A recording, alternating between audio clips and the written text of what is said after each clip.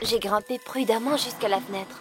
Si ma mère m'aperçoit habillée en garçon, je suis foutue. Il y avait des pas à l'extérieur. Je me suis lancée dans mon lit et j'ai tiré les couvertures sur moi. Mais ma mère n'est même pas rentrée. Elle m'a simplement crié qu'elle quittait pour un voyage d'affaires. Après avoir divorcé mon père, elle travaillait tout le temps et se foutait quasiment de moi. Et je voulais tellement avoir une conversation cœur à cœur avec elle concernant mon enfance. La seule chose que j'avais toujours était le volleyball. Je m'étais entraînée pendant des années. J'avais décidé que je deviendrais la meilleure. Et il y a une semaine, j'avais eu de la chance.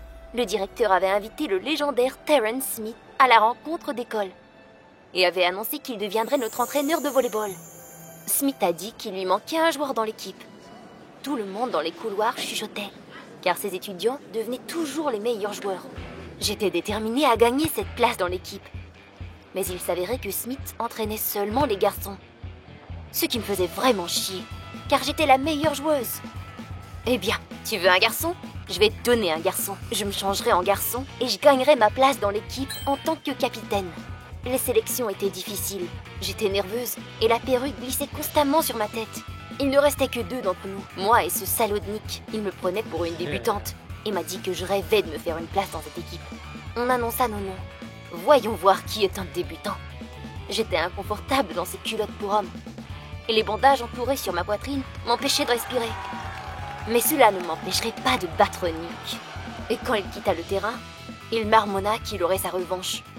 Mais je ne l'écoutais plus, car le coach s'approchait de moi, avec un air sérieux. Soudain, il me sourit et m'annonça que j'avais réussi à rentrer dans l'équipe. Oh oui! Et puis, le capitaine de l'équipe, Evan, s'approcha de moi. Toutes les filles de l'école étaient folles de lui. Selon moi, il n'était qu'un joueur arrogant. Je serais ravie de me débarrasser de lui en tant que capitaine d'équipe. Evan m'a félicité sèchement. Mais Smith a dit qu'il n'y avait plus une minute à perdre. Nous allions débuter notre première session d'entraînement tout de suite.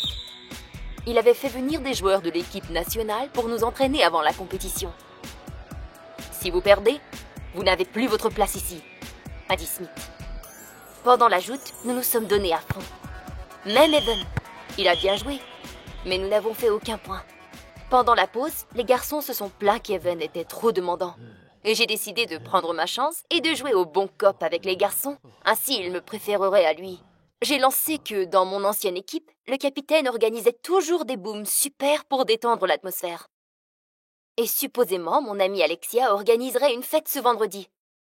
Si nous gagnons, j'invite tout le monde. C'était risqué, mais maman était partie pour toute la semaine. Les garçons étaient ravis et nous avons plaqué l'équipe adverse. Tout le monde était excité pour la fête, mais Evan n'était pas content. Il a dit brièvement qu'il se pointerait peut-être si c'était gratuit, et il quitta.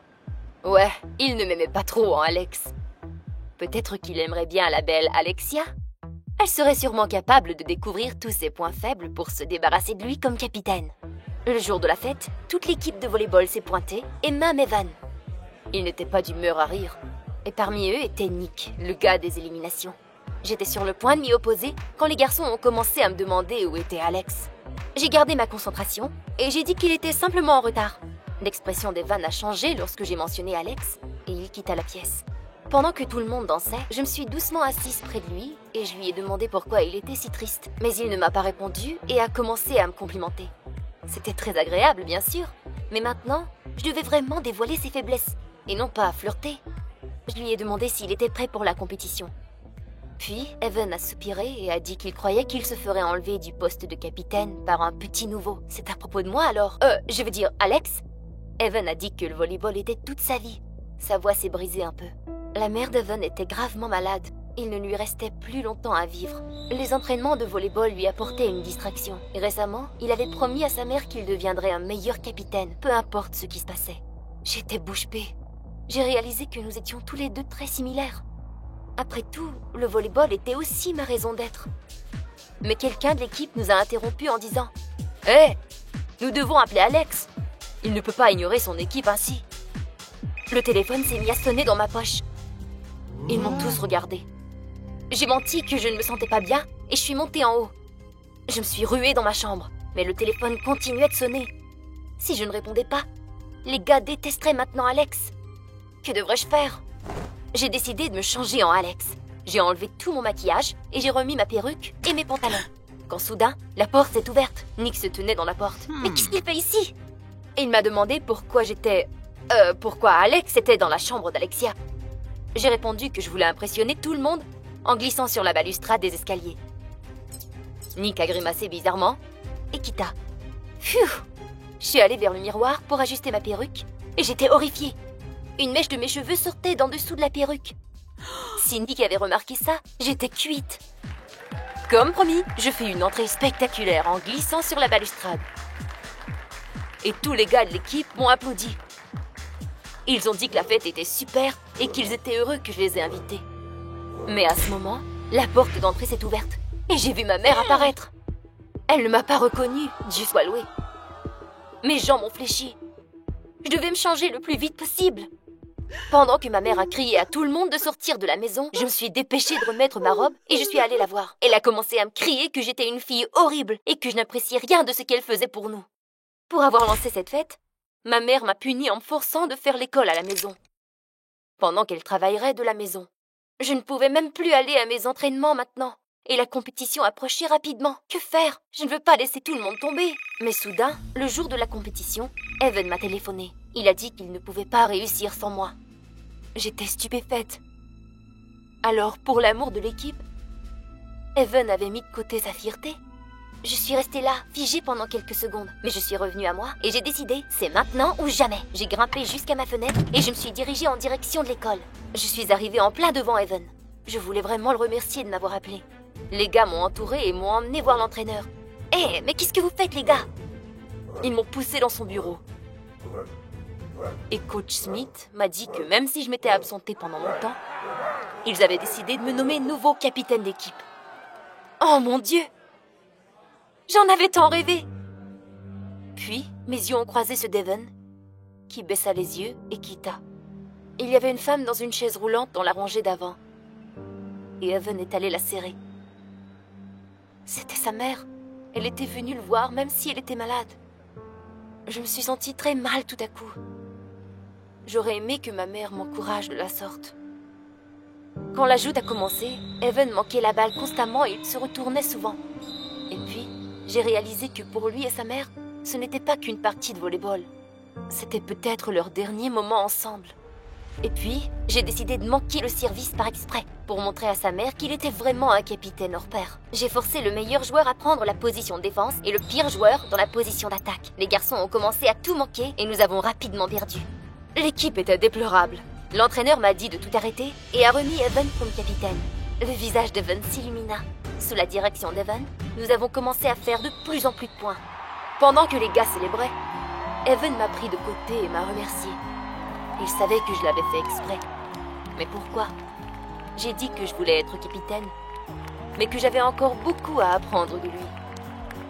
Pendant la cérémonie de remise de prix, l'audience chantait le nom de l'équipe. Les garçons étaient heureux et moi j'avais le cœur chaud à l'idée que j'avais aidé Evan. L'arbitre avait la coupe en main et s'apprêtait à dire quelques mots quand soudain, ce salaud de Nick est apparu sur le terrain. Il arracha le microphone des mains de l'arbitre et a dit « Alex est un menteur !» Les garçons m'ont regardé complètement incrédule et j'ai fait signe que non. Mais qu'est-ce qu'il faisait? Nick s'est lancé sur moi et arracha ma perruque en criant « C'est une fille !» Evan et toute l'équipe étaient bouche bée, sous le choc. Je ne savais plus où me cacher. Le juge racla sa gorge et annonça que notre victoire était annulée car nous avions violé les règlements. La foule nous a hués et commença à me lancer des cannes. Je ne pouvais plus retenir mes larmes et je suis partie en courant. Après cet incident, Smith s'est fait congédier et je suis restée à la maison. Mais un soir, quelqu'un est arrivé à ma porte. Il s'avérait que c'était l'entraîneur Smith. Je ne m'y attendais vraiment pas. Il a dit qu'il travaillait maintenant à une autre école et il m'a offert de devenir capitaine de l'équipe féminine. Smith entraînait maintenant les filles et il m'a dit que j'étais celle qui l'avait inspirée. Je ne savais pas quoi dire. Mais soudain, ma mère est arrivée. Elle m'a enlacée tout doucement. Elle avait entendu ce que Smith avait dit à mon sujet et elle voulait m'encourager à continuer mon entraînement. J'ai presque pleuré de joie. Cela faisait si longtemps que nous ne nous étions pas serrés. Ma mère s'est excusée de ne pas m'avoir donné beaucoup d'attention. Elle regrettait de ne pas s'être excusée auprès de mon père aussi. Et il avait maintenant quitté pour de bon. Elle ne voulait pas me perdre. Aussitôt que le coach a quitté, je me suis dirigée vers l'école. Ma mère m'a permis de réaliser qu'il n'est jamais trop tard pour demander pardon. En arrivant dans le gymnase, les garçons étaient déjà en train de quitter. Parmi eux, j'ai vu Nick avec son équipement et une bouteille d'eau. J'ai dit à tout le monde que je voulais m'excuser. Je comprenais s'ils ne me faisaient plus jamais confiance, mais avoir fait partie de leur équipe était la meilleure chose qui me soit jamais arrivée. J'ai commencé à faire demi-tour, mais Evan m'a arrêté. Il a dit qu'il n'était pas fâché, qu'il était en fait très impressionné par mon courage. Les garçons m'ont applaudi et m'ont dit qu'ils n'auraient jamais pu gagner sans moi de toute façon. Après 6 mois dans l'équipe de Smith, je suis devenue capitaine. La mère d'Evan tient le coup, et lui et moi nous voyons constamment. Grâce au support de mes proches, je sais que je vais gagner plusieurs autres victoires, et je ne me sentirai plus jamais seule.